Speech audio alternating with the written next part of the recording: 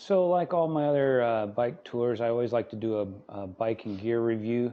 If you've watched the last 3 trips we've done, it's basically nothing's really changed, but this one will definitely be different. So at least for the bike part. So I'll get on with it, and what you see is a surly Ogre. So I was riding my Trek 920, and I decided for personal reasons, some issues that I had with the bike, though I still ride the bike around town, I wanted something a little different for bike touring. So I kind of retired the 920 from the bike touring and then built a surly Ogre.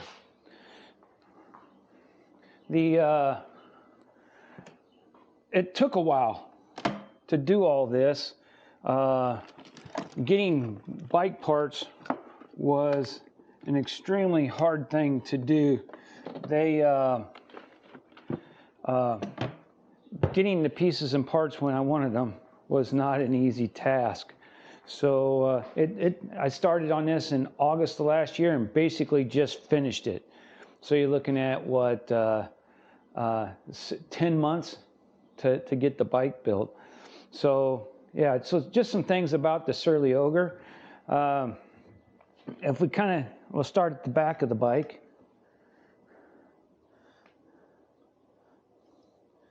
And what you see here is the rear hub is a roll-off speed hub. It's a 14-speed internal drive. This little doohickey right here is basically just a chain tensioner. If you're familiar with chain tensioning on a motorcycle, it keeps the chain position, keeps the rear axle in the same position. So if I got to take, fix the wheel, flat, this here will position this right back in the exact same spot. So, and then of course this funky little curly thing there, it's made by Surly, is a bottle opener. So it's just incorporated into the rack. The rear rack is a tubeless chromoly steel rack, as well as the Ogre frame is a chromoly steel frame. Because it's an internal 14-speed, you notice there's no derailleur, and it looks just like just a single sprocket up front. The gearing on the Surly Ogre is not as fast as the Trek 920, but I got a lot more climbing gears, so I got a lot more low gears. You don't ride fast when you're touring, but you do climb hills and you have a lot of extra weight, so those low gears will really come in nice. Just behind the seat, okay, I took the seat off my Trek and then put it on the 920, and then the tires on here are 2-inch tires. They're 50 mil tires, where on the 920 they were 38. So the inner tube, my other one I could get 2 tubes in. I can only get 1 tube for this bike on here. So I carry tubes, tire levers, and a patch kit in there behind the seat. Nothing's changed. I still like, that's a 4-inch by 4-inch platform. I like the flats. I wear sandals when I ride, and the spikes on the pedal really keep your feet planted on the seat. If you're worried about cycling efficiency, then you wouldn't have 4 panniers. You wouldn't be lugging around 100 extra pounds of weight. So to have clipless pedals where you're actually attached to the pedal to help pull up, while you're pushing down on the other one, it's minuscule. What's nice about having this large platform is you can move your foot around on the platform there just to get a different position. You will get you'll feel that pressure if your foot's in the same spot all the time. So it's kind of nice to be able to move your foot around on there. Coming up here to the center of the bike, on the 920, in this position, I carried a 32 ounce. On the 920 here, I had a 48, but you can see that the 48 it just wouldn't fit in there. And then one of the things that I carried on the 920, I carried my tool kit right in this space. And as you can see here, there's no space for a tool kit. So I had to put the tool kit down here. So it's made by Topeka. I can't remember the exact name of it, but if you're interested, I'll let you know. Just let me know. And so I put these wide foot cargo mounts on, and then just use some volet straps, and then I carry my tool kit down there. Just like on the move the camera around. Just like on the 920, I wanted to get Velo orange fenders because of the color, but I waited almost 2 months and they still hadn't got the black ones in.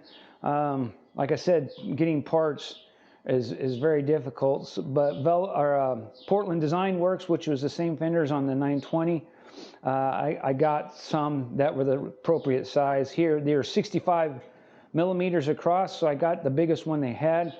That way, you know, I can keep, you know, when it's raining, it does make a difference with fenders when you're touring and riding in the rain.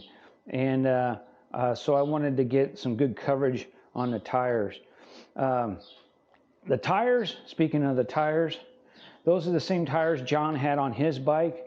I want to say that we've ridden 9,000 miles on touring, and John's tires were still in good shape, though I think he's replaced them for this trip.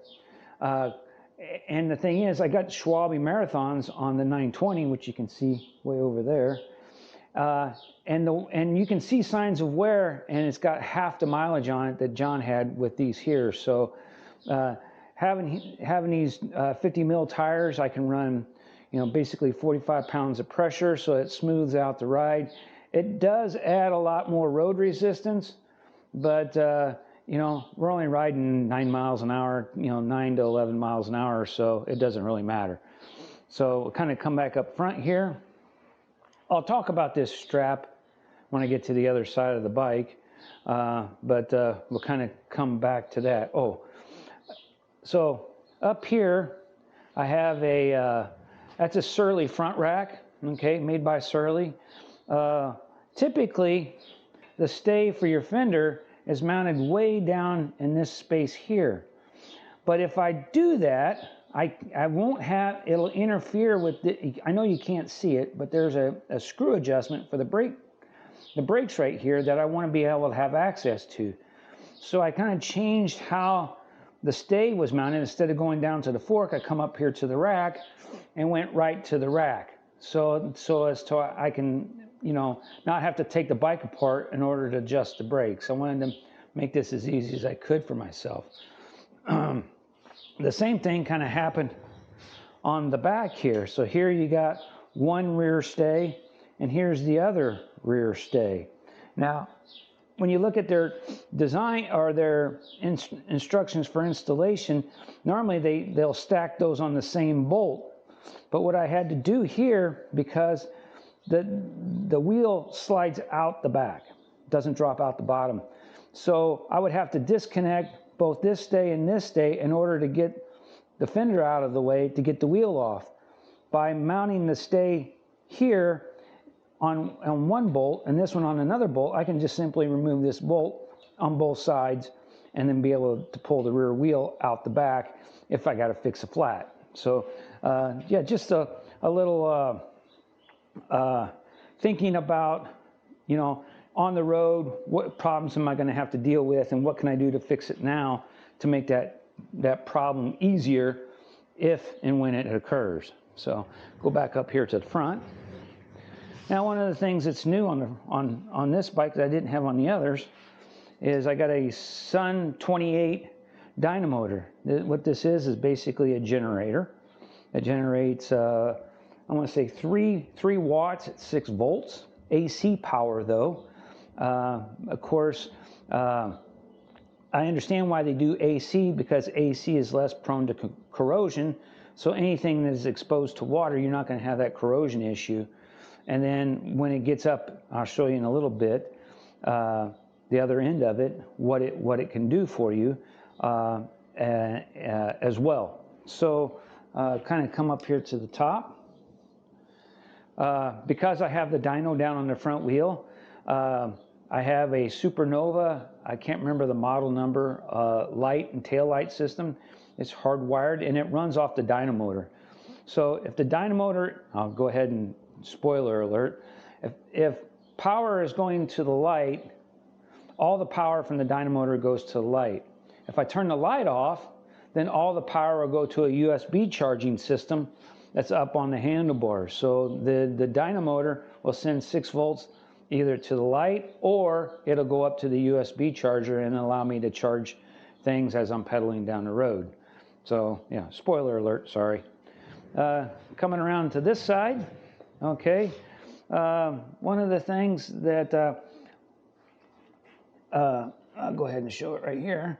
If you notice, I went with the cable actuated disc brakes. On the 920, I had hydraulic ones.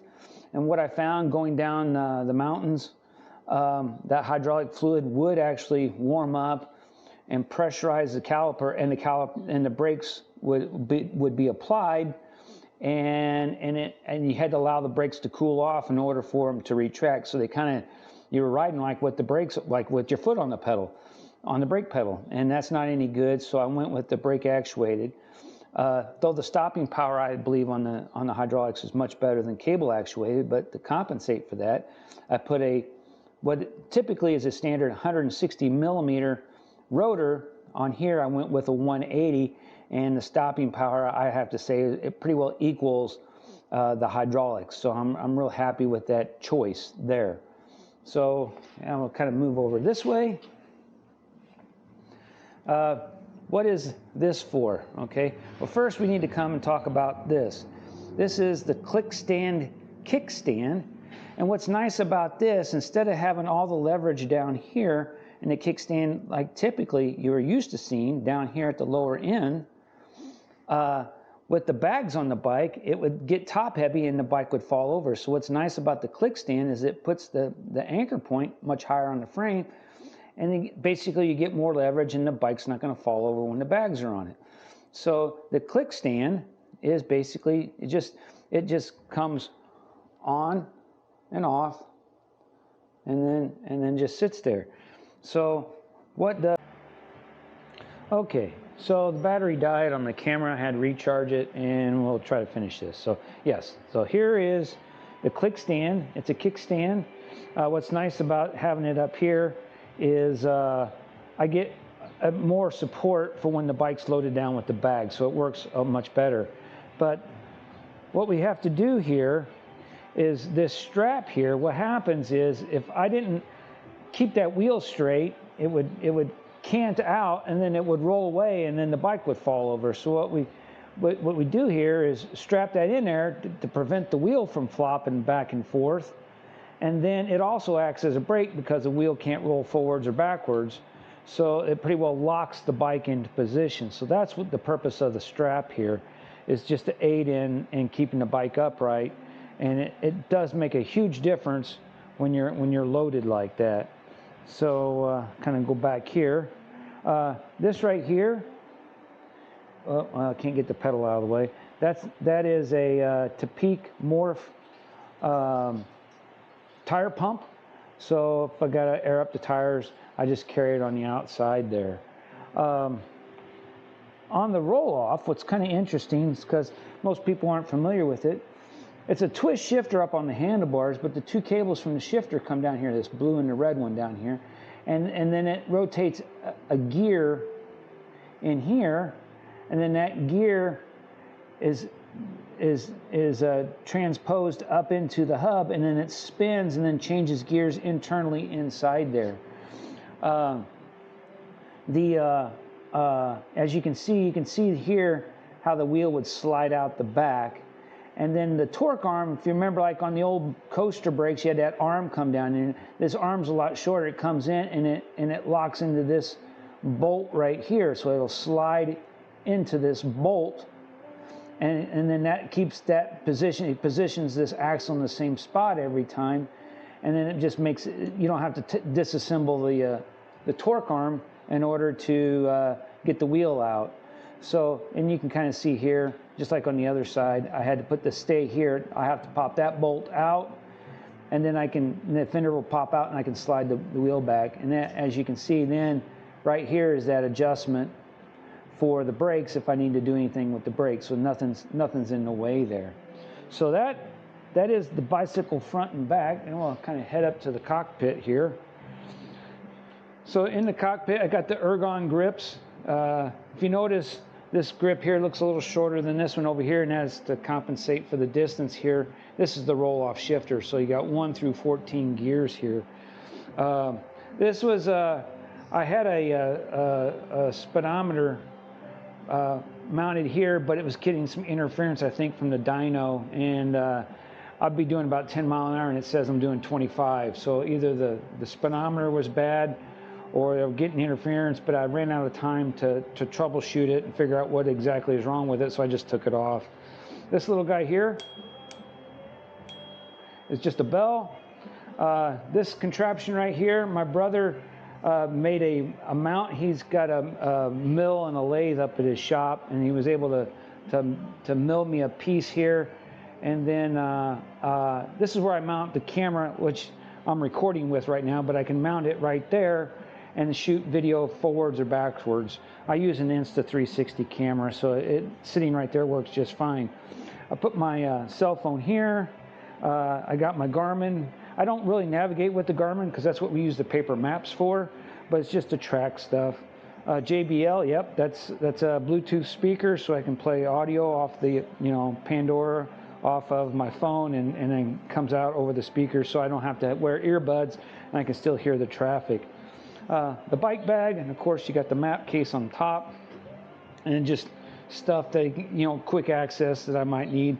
Now if you take a look, I got a power bank right up here, but more impressively is this right here. This cover comes off, and what you have right here is a USB charger, so I can plug a USB cable in the front. And typically what I would do is I would use this USB cable, come up and just continuously charge this power bank here, provided I don't have lights on. So if I don't have the lights on, if I have the lights on, all the power goes to the lights, front and rear. If the light isn't on, then all the power will go to charging the battery, the power bank there. So just a waterproof cap to keep that off. But yeah, so that's what's under the cap there. So yeah, that's the Surly Ogre. Something definitely new for this trip.